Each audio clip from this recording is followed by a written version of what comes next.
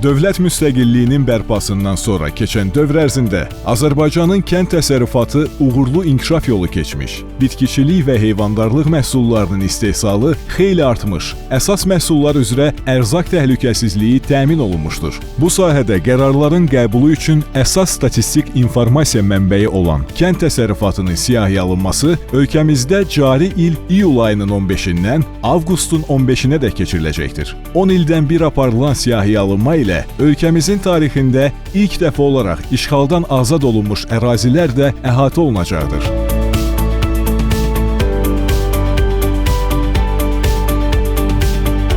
Əziz həmvətənlər, siyahıya almada iştirak edin ki, gələcək uğurlarda sizin də payınız olsun.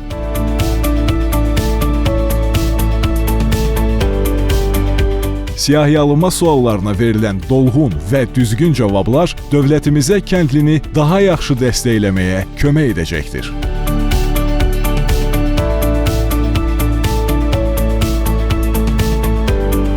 Siyahıya almada iştirak hər şeydən əvvəl bir insanı borcdur. Çünki bu məlumatlardan üzv olduğumuz bütün cəmiyyət bəhrələnəcək.